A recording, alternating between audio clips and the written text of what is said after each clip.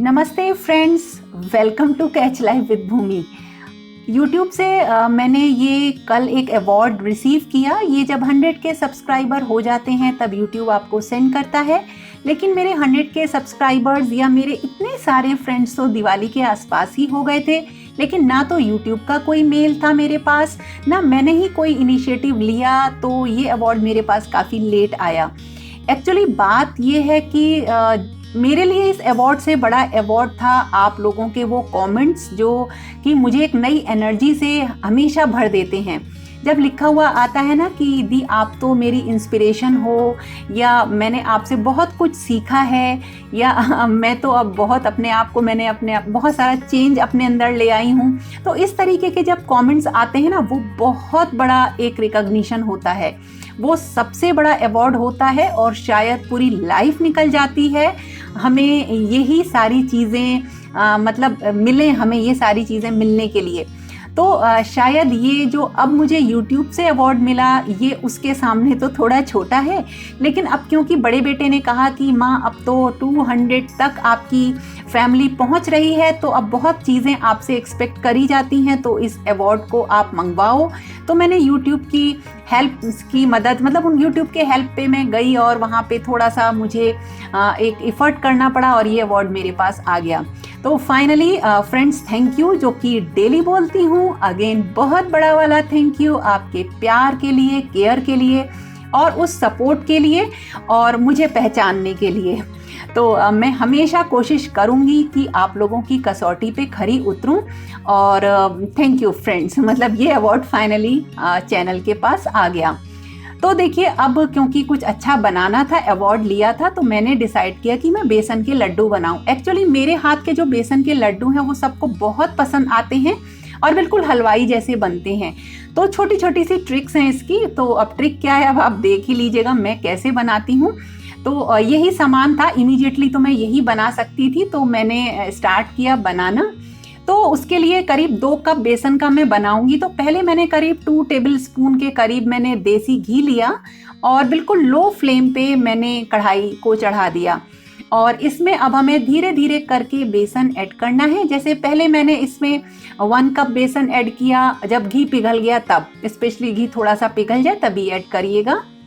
तो जब घी पिघल गया तो मैंने इसमें पहले तो 1 कप बेसन ऐड कर दिया इसमें, और अच्छी तरीके से इसे जब चला लिया तब मैं दूसरा कप बेसन का ऐड करूंगी। क्योंकि होता क्या है ना, गुठले पड़ जाते हैं जब आप ज़्यादा ऐड कर देते हो। तो धीरे धीरे करके ही ऐड करें जब कभी भी बेसन के लड्डू बनाएं। और 2 कप बेसन के मैं लड्डू यहाँ पे बना रही हूँ। तो अच्छी तरीके से अब इसको मीडियम फ्लेम पे ही रखना है, लो फ्लेम पे ही रखना है, और लगातार चलाते रहेंगे, नहीं तो बेसन जल जाएगा। और एक जो पहली ट्रिक है वो ये है कि घी हमें इसमें धीरे धीरे ऐड करना है, ना तो हमें बहुत सारा घी शुरुआत में ही ऐड कर देना है, और 2-3 स्टेप्स में घी को ऐड करिए। तो घी जो इसमें लगेगा वो लगेगा करीब 1/4 कप के करीब देसी घी इसमें लगेगा। तो इस तरीके से धीरे धीरे जब हम ऐड करेंगे घी, तो बेसन हल्का हल्का सा भुनता भी जाएगा और इसका टेस्ट देखिएगा कुछ अलग ही आता है। और आपको जैसे अगर आप बहुत सारा घी डाल देंगे तो आपको बेसन को भूनने में भी दिक्कत आती है, क्योंकि उसमें गुठले पड़ने की चांसेस रहती हैं। तो देखिए, धीरे धीरे इसमें मैंने घी ऐड किया और जितना भी मतलब आधे कप से ज़्यादा घी मेरा इसमें लग गया। तो उसके बाद जब फाइनली कंसिस्टेंसी आई तो देखिए कुछ इस तरह से आ गई, और इसे लगातार चलाते रहना है। और भूनने में करीब 20 मिनट, 15 से 20 मिनट लगती हैं। जब हल्की हल्की सी इसमें खुशबू आने लगती है तभी हमें इसमें घी ऐड करना स्टार्ट करना है। और जब हल्का सा बेसन का रंग चेंज हो जाए, बस तभी हमें समझ लेना है कि अब बेसन भुन गया है। तो देखिए इस तरह से काफ़ी अच्छी तरीके से ये बेसन भुन गया है और कंसिस्टेंसी आप देख ही रहे हैं। तो अब ट्रिक क्या है कि जब ये बेसन भुन जाए तो गैस को कर दीजिए बंद और इसमें डाल दीजिए पानी के छींटे। देखिए, तो जब आप इसमें पानी के छींटे डाल देंगे तो बेसन का स्वाद बिल्कुल चेंज हो जाएगा और जो लड्डू बनेंगे वो बहुत ही टेस्टी बनेंगे। और आप एक बार करके देखिएगा, तब आपको पता चलेगा कि ये कितनी अच्छी ट्रिक है। उसके बाद हमने गैस बंद कर दी थी। कढ़ाई में से हम इसे पलट लेंगे प्लेट में और ठंडा होने के लिए अब हम इसे छोड़ देंगे। जैसे मैंने अब इसे फैन के नीचे रख दिया है ठंडा होने के लिए। और साथ के साथ जो भी आप इसमें मेवे डालना चाहें, जैसे बादाम हुआ, पिस्ता हुआ, काजू हुआ, वो आप डाल लीजिए। और आप चाहें तो इसमें डाल सकते हैं पिसी इलायची, लेकिन बच्चे नहीं खाते इसलिए मैं इसमें ऐड नहीं करती हूँ।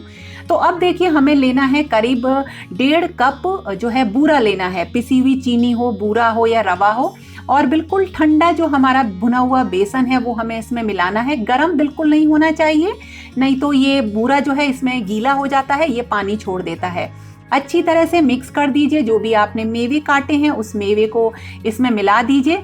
और देखिएगा अच्छी तरीके से मिलाने के बाद आप देखेंगे कि इसके लड्डू जो है ऑटोमेटिकली, मतलब इसमें आपको घी और ऐड नहीं करना है और लड्डू बन जाएंगे। और वैसे भी जब आप बेसन के लड्डू बनाएं तो कोशिश करिए कि जो भी घी का जो जितना भी घी है वो भुनते टाइम ही आप इसमें डाल लें। अलग से आपको ऊपर से घी डालने की ज़रूरत ना पड़े, लेकिन फिर भी अगर आपको ज़रूरत पड़ रही है तो आप इसमें थोड़ा सा घी ऐड करिए और बना लीजिए लड्डू। और एक बार बना के देखिएगा, बिल्कुल हलवाई जैसे लड्डू बनेंगे, बहुत टेस्टी।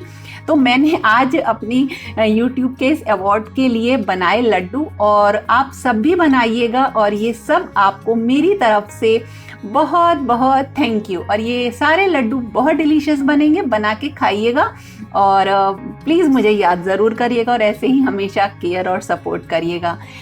एक कमेंट है जो कि बहुत बार पूछा गया है, बहुत लोग उसे पूछते हैं और बहुत सारी फ्रेंड्स उस चीज़ से शायद परेशान भी हैं। तो आप लोगों का कहना है कि हम कंबाइंड फैमिली में रहते हैं, जॉइंट फैमिली में रहते हैं, और हमारे लिए थोड़ा सा सर्वाइवल, जैसे सर्वाइवल इन द सेंस कि पढ़ाई नहीं कर पा रहे हैं, थोड़ा सा पीस ऑफ माइंड या दिमाग में थोड़ी सी शांति नहीं हम महसूस करते हैं। लेकिन मैं यहाँ पे एक चीज़ आपसे कहना चाहती हूँ, इस चीज़ को मैं बहुत अच्छे से समझ सकती हूँ। और शायद मतलब लगभग हर फैमिली में थोड़ी बहुत दिक्कतें इस चीज़ को लेकर आती ही हैं। और मैंने ये चीज़ जब पढ़ाई अपनी स्टार्ट करी थी तब भी मैंने ये चीज़ काफ़ी सालों तक फेस करी थी। क्योंकि जब मैंने पढ़ाई स्टार्ट करी तो कंबाइंड फैमिली में आप रहते हो तो आपको सबकी एक्सपेक्टेशन जो आपके साथ होती हैं वो थोड़ी सी उनको पूरा करना शुरुआत में हम नहीं अंडरस्टैंड कर पाते हैं। तो जैसे मैंने पढ़ाई शुरू करी, जल्दी उठकर मैंने सारा काम ख़त्म कर दिया। बहुत जल्दी उठने की आदत है मेरी, तो 8 बजे तक मैंने अपना काम ख़त्म कर दिया है, ब्रेकफास्ट करा दिया है। तो अब मैं अगर सोचूं कि मतलब खाने की भी काफ़ी सारी तैयारी कर लूं और उसके बाद मैं एक लंबा 3-4 घंटे का टाइम पढ़ाई का दे सकूं, तो मैंने अपने सारे काम ख़त्म कर दिए हैं। लेकिन फिर भी मतलब नहीं हो पाता था। जैसे मदर इन लॉ का कहना ये होता था कि नहीं मतलब अभी से खाना बना के मत रखो, जब सब खाएंगे तब बन जाएगा। तो उनका कहना देखो अपनी जगह बिल्कुल सही है, लेकिन मेरी ज़रूरत क्या है कि मुझे कम से कम 4-5 घंटे पढ़ाई करने के लिए मिले, क्योंकि आप एक मतलब एक मास्टर्स के लिए आप अप्रोच कर रहे हो। तो गलत कोई भी नहीं है, लेकिन एक्सपेक्टेशन है, मेरी अपनी जगह है, उनकी अपनी जगह है। मैंने कहा ठीक है, ओके, मैं ये समझ लिया करती थी। क्योंकि एक लाइफ का एक उसूल है जो आप हमेशा याद रखिएगा, रिएक्ट करने से पहले किसी भी सिचुएशन को ना हैंडल करने की सोचा करो।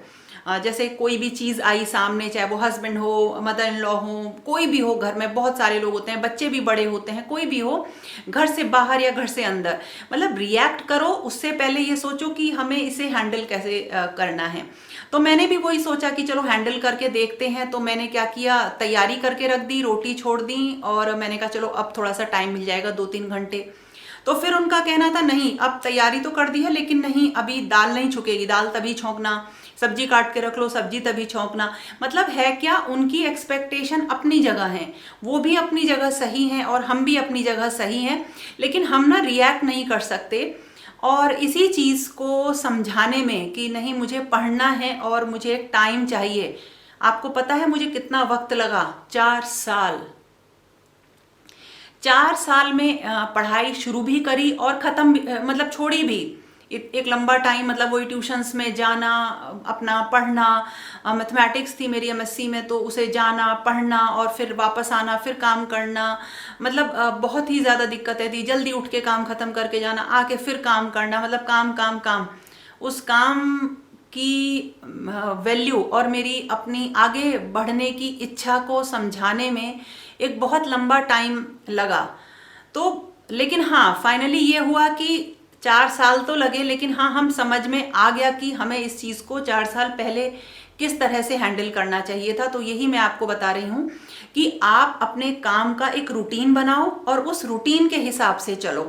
अपने आप को मोटिवेटेड रखो और लोगों से, जैसे होता क्या ना, घर में कोई बात हुई तो हम बात करना बंद कर देते हैं। आप ये मत करिए, ये वाली गलती कभी भी मत करना।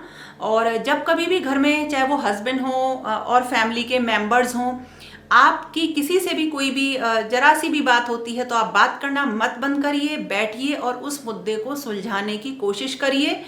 ये एक लास्ट ऑप्शन होता है, जब लगता है कि सारी चीज़ों के दरवाजे बंद हो गए हैं तो हम बिल्कुल बात करना छोड़ देते हैं। थोड़ा सा बात को कम कर दीजिए, अवॉइड कर लीजिए कुछ चीज़ों को, ये तो बहुत अच्छा है, लेकिन बात करना बंद मत करिए। चीज़ों को समझाइए, आगे बढ़िए, स्टेप लीजिए और आगे बढ़ के अपने पॉइंट को रखने की कोशिश करिए। तो 2 चीज़ें हैं, अगर आप इन 2 चीज़ों को कर लोगे तो मुझे ऐसा लगता है जो आप चाहोगे वो कर लोगे। क्योंकि जब आप बातों को सुलझाना शुरू कर देते हो ना, तो आपको फ्रीडम मिलनी स्टार्ट हो जाती है। लेकिन जब आप अपने बातों को ना कह के बात करना बंद कर देते हो, जो कि नॉर्मली बहुत ज़्यादा होता है, तो स्थिति वर्स होती है और आपकी फ्रीडम धीरे धीरे ख़त्म होती चली जाती है और रिश्ते बिगड़ने शुरू हो जाते हैं। तो मेरी सलाह मानिए और इन 2 चीज़ों को ज़रूर ध्यान में रखिए। एक चीज और है, आप हमेशा कहते हो कि आप इतनी पॉजिटिव कैसे रहते हो। तो देखिए, पॉजिटिव रहने के लिए कुछ चीजें तो मैं आपसे लगातार शेयर करती हूँ, लेकिन उसमें से एक बहुत बड़ी चीज ये है कि मैं हमेशा अपने कामों को इंजॉय करती हूँ। देखिए, काम तो करने ही है, चाहे उन्हें मुंह बना के करो, परेशान होके करो या खुश होके करो। तो जब आप खुश होके करते हो ना, तो वो काम आपको, आपका जो उनका जो आउटपुट है ना, वो डबल हो जाता है। और इसके साथ साथ देखिए, एक चीज़ और है जो मैं लास्ट ईयर से तो बहुत रेगुलर कर रही हूँ, लेकिन ये हमेशा करती हूँ, और वो है, देखिए, एक ये बुक है जो कि मेरे पास हमेशा रखी रहती हैं। मुझे ज़रूर पढ़नी होती हैं, रात में जब मैं सोने से पहले बुक्स ज़रूर पढ़ती हूँ। और इसमें देखिए, एक बहुत ही मेरी फेवरेट बुक है, वो है ये देखिए, युवराज सिंह की बुक है। ये क्रिकेट के प्लेयर हैं। मेरे बेटे ने, बड़े वाले बेटे ने लास्ट मदर्स डे पे मुझे ये गिफ्ट करी थी, और मैंने इस बुक को जब पढ़ा ना, तो इसने बिल्कुल मेरी लाइफ चेंज कर दी। एक्चुअली एक प्लेयर जो कि वर्ल्ड कप जीतता है और उसके बाद वो कैंसर जैसी बीमारी से फाइट करता है, और अगेन इस बीमारी के बाद उसी टीम में अपनी जगह बनाता है। मैं अभी भी जब बोल रही हूँ तो मेरे रोंगटे खड़े हो रहे हैं। तो मतलब ये बहुत बड़ी बात है। तो हम लोग तो बहुत छोटी छोटी चीज़ों से सफ़र करते हैं, छोटी मोटी बीमारियों से सफ़र करते हैं, तब भी हमें थकान होती है, हम परेशान होते हैं। लेकिन इस बुक को पढ़ने के बाद मैंने अपने अंदर बहुत चेंज किया। इसके बाद तो मैंने प्लेयर्स की बहुत सारी बुक्स मंगाई, क्योंकि पहले मैं कुछ अलग बुक्स पढ़ती थी, लेकिन इस बुक को पढ़ने के बाद मैंने प्लेयर्स की बुक मंगाई। देखिए, एक प्लेयर की लाइफ में गेम फिजिकली भी होता है और मेंटल भी होता है। तो जब आप इन बुक्स को पढ़ेंगे ना, तो आपको एक नई एनर्जी मिलेगी, एक बहुत ही अच्छा फील होता है।